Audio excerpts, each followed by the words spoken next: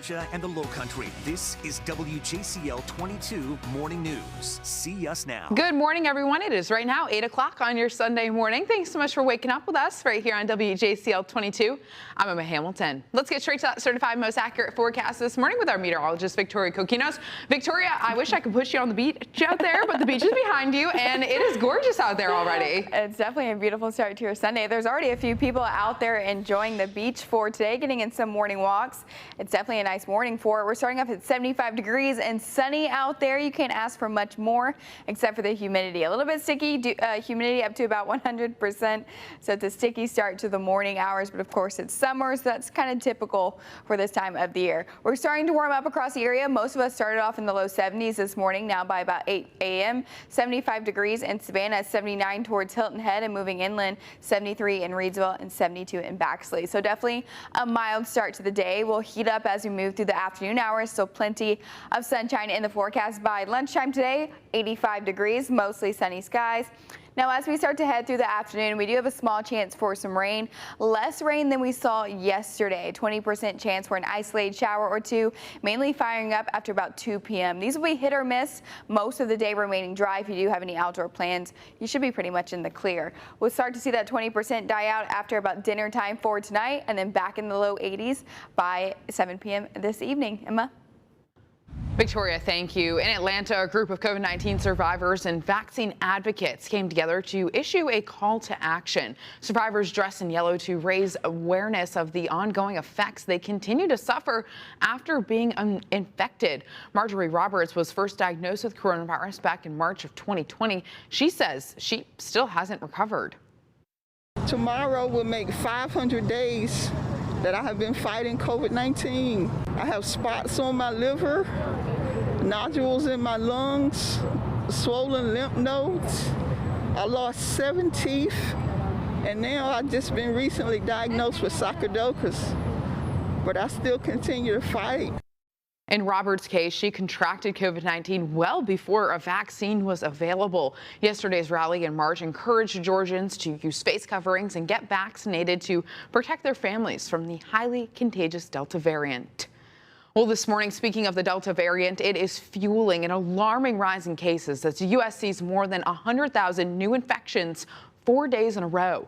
ABC's Karina Mitchell reports. The U.S. reporting its 4th straight day with more than 100,000 new cases of COVID-19. Florida currently leading the country in hospitalizations. The state's hospital association predicting 6 in 10 medical centers will face critical staffing shortages in the next week. We're bringing in additional staff, additional physicians, opening up nooks and crannies, if you will, in the emergency rooms to find places to see patients. A similar situation in Louisiana. The state's positivity rate now above 15%. If this pace continues, their ICUs and their hospitals, they will be turning away patients. Denise Harris of Baton Rouge was hesitant to get the shot, but had a change of heart. I have to set the tone for my kids, for my co-workers that haven't took it, because we're not winning out here. In Georgia, parents are concerned as kids return to school. When you've had family pass away from COVID, you don't play with that. Cobb County reporting 185 cases in the first week of classes. Gwinnett County with 166 cases in just the first 2 days of school. Across the country, the average number of hospital admissions is up by more than 40% in the past week. COVID taking its toll in unvaccinated communities. The biggest fear is a variant of high consequence, which would be a variant worse than the Delta variant that could actually be able to overcome our current vaccines and our current remedies. But there is one positive coming out of this rise in infections. All 50 states are reporting more residents are rolling up their sleeves and getting that first dose of vaccine. In New York, Karina Mitchell, ABC News. Right now, COVID-19 infections in both Georgia and South Carolina continue to climb this morning. Friday, South Carolina reported the highest daily case count it's seen since mid-February. The state reported more than 2,500 new cases. It is important to note here that the state is 3 days behind in reporting in its numbers, so those numbers are actually from Wednesday. In Georgia, more than 6,200 people tested positive yesterday. You'll notice here a massive spike in cases on Tuesday, but the state says that was because of a backlog error, and the cases are actually spread out over the last few weeks. The vaccination rates in both Georgia and South Carolina are also on the rise. In South Carolina, 45% of people are now fully vaccinated. In Georgia, 41% of people have gotten both shots. 6 years ago, the son of Savannah Alderwoman Linda Wilder Bryan and her husband Lawrence Bryan was murdered. To keep his memory alive, the Bryans are giving back to their community with an annual back-to-school giveaway. Our Brooke Butler reports. Saturday, families in the Savannah area were given book bags, bikes, and other basic necessities. All in memory of Lawrence Bryan IV, who was murdered on this day back in 2015. We've been doing this now for 6 years. This is the L Before and After Foundation's annual Back to School giveaway, an event made possible with the help of volunteers and local sponsors. We're here to support and do whatever it is we need to do to make sure that our youth are taken care of here in the city of Savannah. The goal of this event is to spread love in Bryan's memory and help children in need. We're just here on this amazing day, and God has shined on us a little, and so we're just having fun. Some feel this event helps fill a void left behind by Bryan's passing. From death comes life. Yes. And so, that's the difference.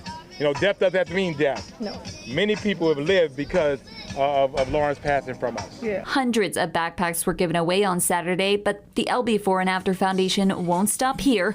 They hope to do even more in the future. Our vision is to create programs and provide tools for measurable growth for every youngster that we touch in Savannah. And undoubtedly, the community will be there to support them with their endeavors. We love you. Right. Awesome. Thank you. Oh, group hug. Yeah. Remember.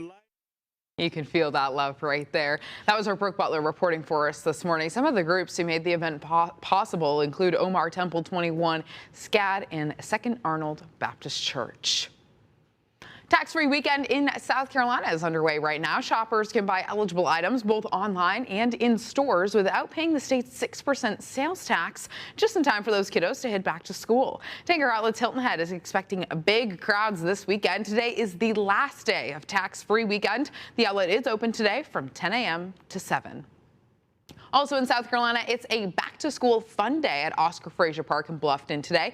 They'll have school supplies, food, face painting, and much more. That event starts at 2 o'clock this afternoon and is expected to wrap up around 5. The time right now is 8:07 on the Sunday morning. Still to come, a local business showing its appreciation for those serving our country. The Grill and Chill, connecting community and members of the military. And a military dog reunion. This is a story you don't want to miss. An owner finally back with who he calls his best friend. Just how long he waited for this special moment. Victoria. Here's a live look from our Skyview 22 camera looking at Chatham Parkway in Savannah. And here are the conditions right now for your Sunday morning. A beautiful start to the day. Plenty of sunshine out there at 75 degrees. I'll have your certified most accurate forecast after the break. But remember, you can take your forecast out the door and on the go with our WJCL 22 News app.